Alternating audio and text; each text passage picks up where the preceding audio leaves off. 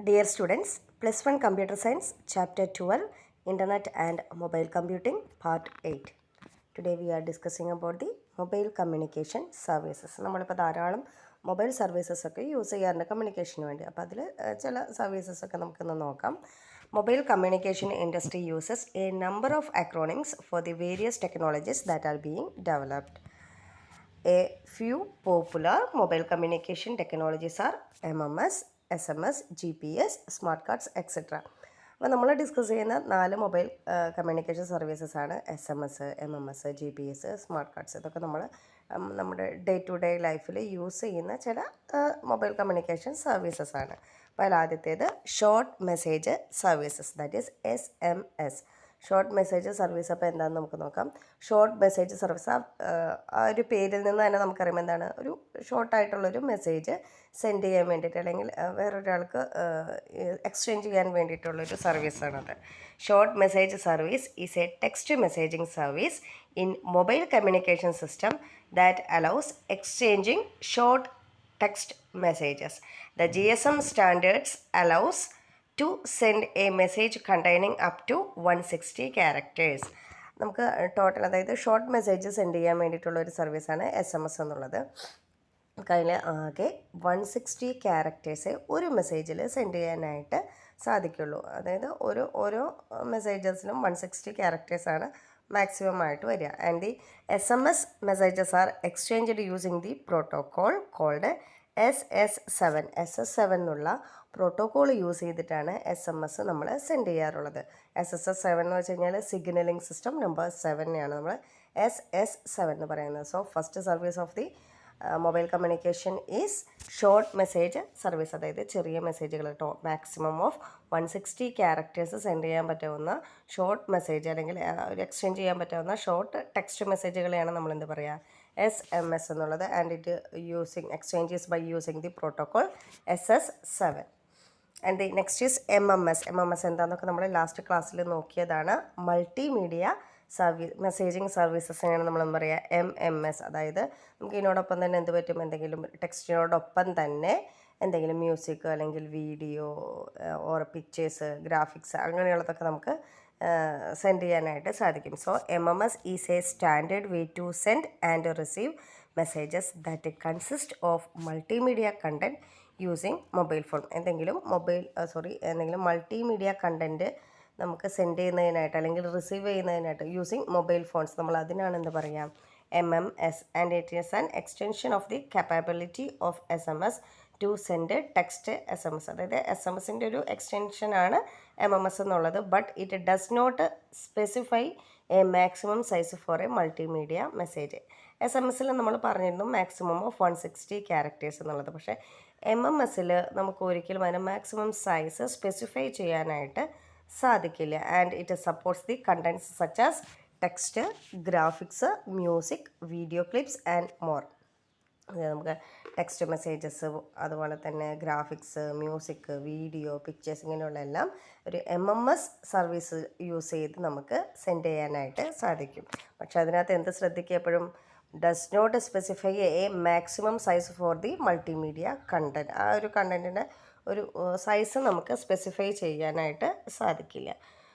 So MMS is the standard way to send or receive messages that consist of multimedia content like text, graphics, music, video and more, and it is an extension of SMS and it does not specify a maximum size for a multimedia message. And the next is GPS. GPS എന്നുള്ളത് എന്താണ്, global positioning system.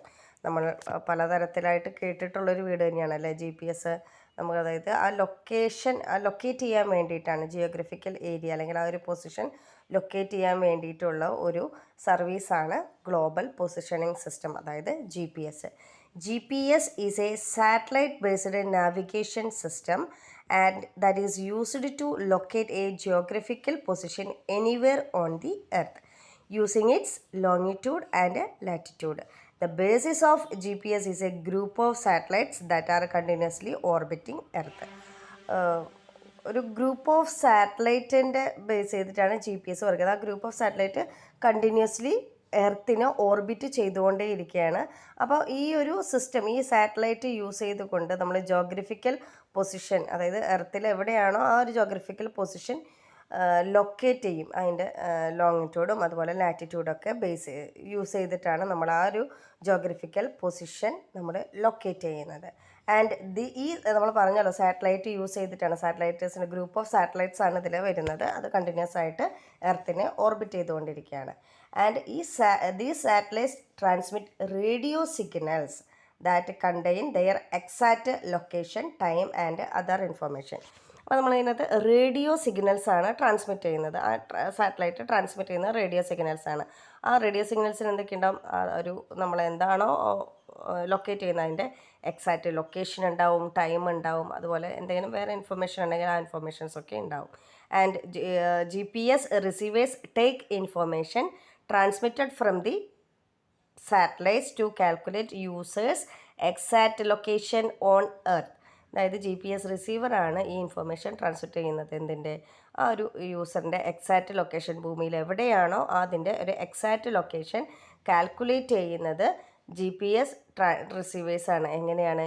ആ ഒരു information pass ചെയ്തിട്ട്. And these receivers needs only 3 satellites. നമുക്ക് 2D പൊസിഷനിലും 3 ഡയമെൻഷനിലായിട്ടും 2 ഡയമെൻഷനിലായിട്ടും നമുക്ക് plot ചെയ്യാനായിട്ട് സാധിക്കും. അങ്ങനെ 2 ഡയമെൻഷനിലാകുമ്പോൾ അത്ര ആക്യുറേറ്റ് ആയിരിക്കില്ല. നമ്മൾ അതിനകത്ത് ഓൺലി 3 സാറ്റലൈറ്റ്സേ അതിന് വേണ്ടി വരില്ല. 2 ഡയമെൻഷൻ ആണെങ്കിൽ പക്ഷേ അത് ക്ലിയർ ആയിരിക്കില്ല 2 ഡയമെൻഷനിൽ. പക്ഷേ 3D ആണെങ്കിൽ അതിനേക്കാളും 2Dയേക്കാളും നമുക്ക് നല്ല ആക്യുറേറ്റ് ആയിട്ടുള്ളൊരു റിസൾട്ടായിരിക്കും വരിക. പക്ഷേ അതിനകത്ത് നമ്മൾ എത്ര പ്ലോട്ട് ചെയ്യാനായിട്ട് എത്ര സാറ്റലൈറ്റ്സ് വേണ്ടി വരും? 4 അതിലധികമോ സാറ്റലൈറ്റ്സ് നമുക്ക് ആവശ്യമാണ് 3D പൊസിഷനിൽ പ്ലോട്ട് ചെയ്യാനായിട്ട്. പക്ഷെ അത് ആക്യുറേറ്റ് ആണ് കമ്പയർഡ് ടു 2D. അപ്പോൾ ഇത്രയാണ് GPS-ലുള്ളത്. അപ്പോൾ GPS എന്നുള്ളത് ഗ്ലോബൽ പൊസിഷനിങ് സിസ്റ്റമാണ്. We use a group of satellites that are continuously orbiting the earth and it is used to navigate the system, that is used to locate a geographical positioning on earth using longitude and latitude, and use the radio signals that satellite transmit the radio signals that contain the exact location, time and other information, and the GPS receivers take information transmitted from the satellite to calculate the exact location of the user on earth. നമുക്കിപ്പോൾ 2D പൊസിഷനാണ് plot ചെയ്യേണ്ടതെങ്കിൽ satellites എത്ര സാറ്റലൈറ്റേ വേണ്ടി വരുള്ളൂ? നമുക്ക് only 3 satellites, but it will not be very accurate. But in the case of 3D positioning, to plot a 3D positioning we need more than 4 satellites, which is much more accurate. ഇത്രയാണ് GPS-ലുള്ളത്. And the next is smart card നമ്മൾ use ചെയ്യാറുള്ളതാണ്. Smart card എന്താണ്? അല്ലെങ്കിൽ നമ്മൾ plastic card എന്നും പറയാറുണ്ട്. So smart card is a plastic card embedded with a computer chip or the memory that stores and transact data. ഒരു chip അല്ലെങ്കിൽ ഒരു കമ്പ്യൂട്ടറിൻ്റെ ചിപ്പ് അല്ലെങ്കിൽ മെമ്മറിയൊക്കെ എംബഡ് ചെയ്തിട്ടുള്ള ഒരു പ്ലാസ്റ്റിക് കാർഡിനെയാണ് നമ്മൾ എന്ത് പറയുക? സ്മാർട്ട് കാർഡ് എന്ന് പറയുക. അതിനകത്ത് എന്തൊക്കെ ഡാറ്റ സ്റ്റോർ ചെയ്യാൻ പറ്റും, ട്രാൻസാക്ട് ചെയ്യാനൊക്കെ സാധിക്കും. നമ്മൾ ഇത് യൂസ് ചെയ്തിട്ടുള്ള അഡ്വാൻറ്റേജ് എന്താണ്? നമ്മൾ ആ ഒരു ഡാറ്റ പ്രൊട്ടക്റ്റഡ് ആയിരിക്കും നമുക്ക്, അതായത് സെക്യൂർ ആയിരിക്കും നമുക്ക്, അതുപോലെ ഇൻ്റലിജൻ്റ് ആണ്, അതായത് നമുക്ക് സ്റ്റോർ ചെയ്യാനും പ്രോസസ്സ് ചെയ്യാനൊക്കെ സാധിക്കും. അതുപോലെ തന്നെ നമുക്ക് എങ്ങോട്ട് വേണമെങ്കിലും കൊണ്ടുപോകാൻ, അതായത് ക്യാരി ചെയ്യാനായിട്ട് ഈസി, അതായത് that is it is convenient. അതുകൊണ്ടൊക്കെ തന്നെയാണ് ബിസിനസ് അല്ലെങ്കിൽ അതുപോലെയുള്ള ഓർഗനൈസേഴ്സൊക്കെ സ്മാർട്ട് കാർഡ് അവരുടെ ഒതൻറ്റിക്കേഷനും അല്ലെങ്കിൽ സ്റ്റോർ ചെയ്യാനൊക്കെ സ്മാർട്ട് കാർഡ്സ് യൂസ് ചെയ്യുന്നത്. So smart card is A plastic card embedded with a computer chip or memory that stores and transact data. The advantage of using smart card is that it is secure, that is data is protected, and it is intelligent, that it can store and process data, and that is it is convenient, that is it is easy to carry. അപ്പോൾ ഇത്രയാണ് smart കാർഡിൽ വരുന്നത്. നമ്മൾ സാധാരണയായിട്ട് use ചെയ്യാറുള്ള ഒരു smart card ഏതാണ്? നമ്മൾ സിം കാർഡ് യൂസ് ചെയ്യുന്നത്. സിം കാർഡ് എന്നുള്ളത് മൊബൈൽ കമ്മ്യൂണിക്കേഷൻ സർവീസിൽ യൂസ് ചെയ്യുന്ന ഒരു സ്മാർട്ട് കാർഡ് ടെക്നോളജിയാണ് സിം കാർഡ് എന്നുള്ളത്. സിമ്മിൻ്റെ ഫുൾ ഫോമൊക്കെ നമ്മൾ ലാസ്റ്റ് ക്ലാസ്സിൽ പറഞ്ഞതായിരുന്നു. എന്തായിരുന്നു സിമ്മിൻ്റെ full form? Subscriber identity module. അപ്പോൾ in mobile communication the smart card technology is used in subscriber identity module. എന്തിനു വേണ്ടിയിട്ടാണ്? നമ്മൾ മൊബൈൽ ഫോൺ GSM സിസ്റ്റത്തിലായെന്നൊക്കെ പറഞ്ഞിരുന്നു. So in mobile communication the smart card technology is used in subscriber identity module or SIM for GSM mobile phones. This smart card is inserted or integrated into the mobile handset. നമ്മുടെ mobile ഹാൻഡ്സെറ്റിൽ നമുക്ക് insert ചെയ്യാം, അല്ലെങ്കിൽ ചിലപ്പോൾ already integrate ചെയ്തിട്ടുള്ളൊരു mobile system ഒക്കെ ആയിരിക്കാം. ഇപ്പോൾ മെജോറിറ്റി എന്താണ്, നമ്മൾ കാർഡ് ഇൻസേർട്ട് ചെയ്യാണ്, സിം കാർഡ് ഇൻസേർട്ട് ചെയ്യാണ്. And this card stores the personal subscriber information and preference. അതിൽ പേഴ്സണൽ നമ്മുടെ ആ സബ്സ്ക്രൈബറിൻ്റെ ഇൻഫോർമേഷൻസും പ്രിഫറൻസും ഒക്കെ സ്റ്റോർ ചെയ്തിട്ടുണ്ടാവും. And it help to identify a subscriber. നമുക്ക് ഐഡൻറ്റിഫൈ ചെയ്യാനായിട്ട് സാധിക്കും. Roam across networks and provide security to value added services like internet browsing, mobile commerce, mobile banking etcetera. Mobile കൊമേഴ്സിന്, അതായത് മൊബൈൽ ബാങ്കിങ്ങിന്, ഇൻ്റർനെറ്റ് ബാങ്കിങ്ങിന്, അതുപോലെ ഇൻ്റർനെറ്റ് ബ്രൗസ് ചെയ്യാനൊക്കെയുള്ള അങ്ങനെയുള്ള കാര്യങ്ങൾക്കൊക്കെ നമുക്ക് ഈ സിം കാർഡ് ഹെൽപ്പ് ചെയ്യുന്നതാണ്. And we can roam across the networks and it provides a high security and used to identify a subscriber. And ബാക്കി നമ്മൾ യൂസ് ചെയ്യുന്ന സ്മാർട്ട് കാർഡ്സ് ഏതൊക്കെയാണ്, അല്ലെങ്കിൽ ആ plastic card smart cards also work as the credit card, ATM card, fuel cards, authorisation cards for television receivers. അതായത് നമ്മൾ ഇപ്പോൾ ഓരോ എന്താ പറയുക, ഈ DTH അങ്ങനെയുള്ള കണക്ഷൻസിലൊക്കെ നമ്മളൊരു സ്മാർട്ട് കാർഡല്ലേ യൂസ് ചെയ്യുന്നത്. ഓരോ ഇപ്പോൾ കേബിൾ TV അതിൻ്റെയൊക്കെ ഓരോ നെറ്റ്വർക്കിലും നമ്മൾ സ്മാർട്ട് കാർഡ്സ് യൂസ് ചെയ്യുക. അതാണ് ഇവിടെ പറഞ്ഞിട്ടുള്ളത് കേട്ടോ. Authorisation cards for television receivers and high security identity cards, എല്ലാത്തിനും നമ്മളിപ്പോൾ സ്മാർട്ട് കാർഡ് രൂപത്തിൽ. അപ്പോൾ അതിനകത്ത് എന്തൊക്കെ ഉണ്ടാവുമെന്ന് പറഞ്ഞിട്ടുണ്ട്. ഒരു ചിപ്പ് അല്ലെങ്കിൽ ആ ഒരു മെമ്മറി എല്ലാം സ്റ്റോർ ചെയ്യാനും ഡാറ്റ ട്രാൻസ്ഫർ ചെയ്യാനൊക്കെയാണ് നമ്മൾ യൂസ് ചെയ്യുന്നത്. So SIM card is A subscriber identity module, that is an smart card technology used in GSM mobile phones, and smart card is inserted or integrated into the mobile handset. It can store personal subscriber information and preference, and it helps to identify a subscriber, and we can roam across the network, and it provides a high security to value added services like internet browsing, mobile commerce, mobile banking, and other smart cards are like credit card, ATM card, fuel card, authorization cards for television receivers, high security identification cards, etc. അപ്പോൾ ഇത്രയും കാര്യങ്ങളാണ് നമുക്ക് mobile communication സർവീസസിൽ പഠിക്കണം. അപ്പോൾ നമ്മൾ പറഞ്ഞത് SMS ആണ്, short messages. ഇനി മൾട്ടിമീഡിയ മെസ്സേജസ് സെൻഡ് ചെയ്യാനായിട്ട്, അതായത് ടെക്സ്റ്റിനോടൊപ്പം തന്നെ നമുക്ക് എന്തൊക്കെ സെൻഡ് ചെയ്യാനായിട്ട് സാധിക്കും, വീഡിയോ, ഓഡിയോ, പിക്ചറൊക്കെ സെൻഡ് ചെയ്യാനായിട്ട് MMS സർവീസസ് നമ്മൾ യൂസ് ചെയ്യുന്നുണ്ട്. അതുപോലെ തന്നെ വേറെ ഒന്നാണ് സ്മാർട്ട് കാർഡ്സ് നമ്മൾ യൂസ് ചെയ്യുന്നത് എന്തിനാണ്, അതിനകത്ത് ഒരു ചിപ്പ് ഉണ്ടാവും അല്ലെങ്കിൽ മെമ്മറി ഉണ്ടാവും. അപ്പോൾ നമുക്ക് എന്ത് ചെയ്യാനായിട്ട് സാധിക്കും, ഡാറ്റ ട്രാൻസ്ഫർ ചെയ്യാനും സ്റ്റോർ ചെയ്യാനൊക്കെ ആയിട്ട് സാധിക്കും. അതിനോടൊപ്പം നമ്മളൊന്ന് പറഞ്ഞതാണ് GPS, ഗ്ലോബൽ പൊസിഷനിങ് സിസ്റ്റം. സാറ്റലൈറ്റൊക്കെ യൂസ് ചെയ്തിട്ട് ഒരു ലൊക്കേറ്റ് ചെയ്യാൻ വേണ്ടിയിട്ടാണ് നമ്മൾ ആ ഒരു പർട്ടിക്കുലർ യൂസർ അല്ലെങ്കിൽ അവരുടെ എക്സാക്റ്റ് ലൊക്കേറ്റ് ചെയ്യാൻ വേണ്ടിയിട്ട്, നാവിഗേറ്റ് ചെയ്യാനൊക്കെ വേണ്ടിയിട്ടാണ് നമ്മൾ GPS സിസ്റ്റം യൂസ് ചെയ്യുന്നത്. And the next topic is mobile operating system. നമ്മൾ ലാപ്ടോപ്പിൽ അല്ലെങ്കിൽ ഒരു ഡെസ്ക്ടോപ്പിലൊക്കെ ഓപ്പറേറ്റിംഗ് സിസ്റ്റം യൂസ് ചെയ്യാറുണ്ട്. അതായത് സെറ്റ് ഓഫ് പ്രോഗ്രാംസ് നമ്മൾ യൂസ് ചെയ്യാറുണ്ട്. അതുപോലെ മൊബൈൽസിലും നമുക്ക് ചെയ്യുന്ന ഒന്നാണ് മൊബൈൽ ഓപ്പറേറ്റിംഗ് സിസ്റ്റം. അപ്പോൾ മൊബൈൽ ഓപ്പറേറ്റിംഗ് സിസ്റ്റം എന്താ ചെയ്യുന്നത്, മൊബൈൽ ഡിവൈസിൽ യൂസ് ചെയ്യുന്ന ഓപ്പറേറ്റിംഗ് സിസ്റ്റമാണ് mobile operating system. So a mobile operating system is the operating system used in a mobile device, or that is smartphone, tablets, etc. Similar to an operating system used in the desktop or laptop computers.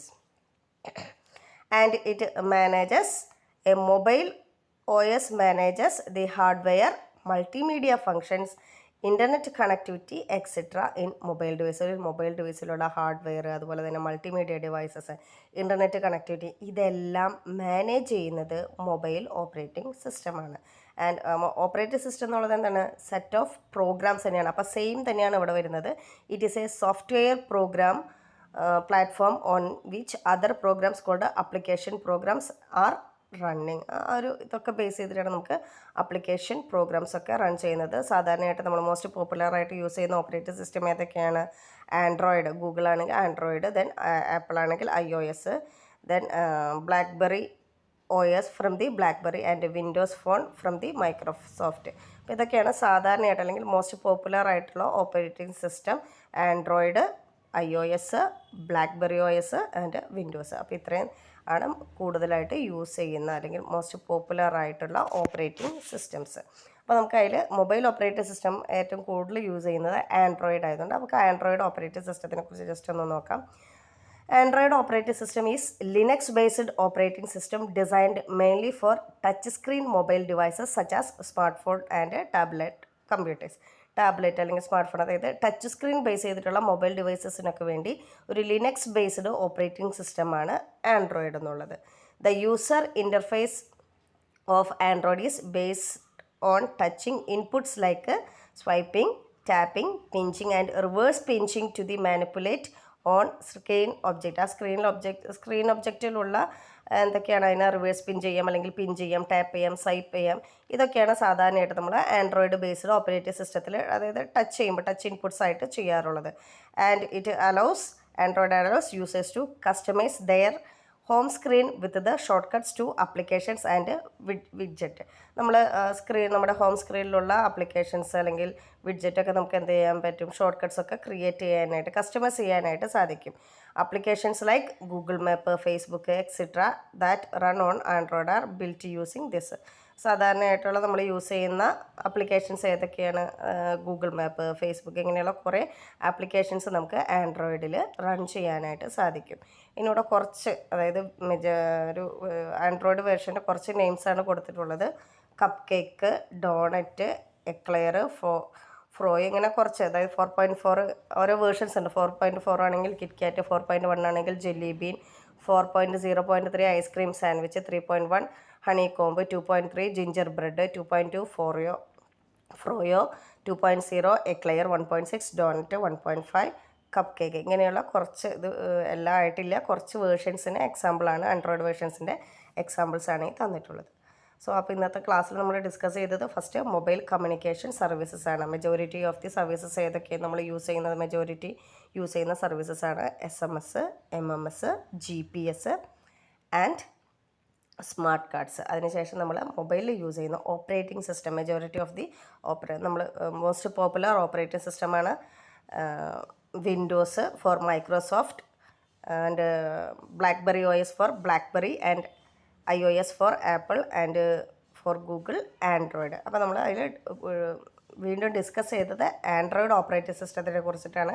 It is a Linux based operating system mainly used for touch screen mobile services and the touch inputs like swiping, tapping, pinching and reverse pinching to manipulate on screen objects, and we can customize the home service with the shortcuts to applications or widget, and the mainly used applications are like Google Map, Facebook, etc. And some of the versions of the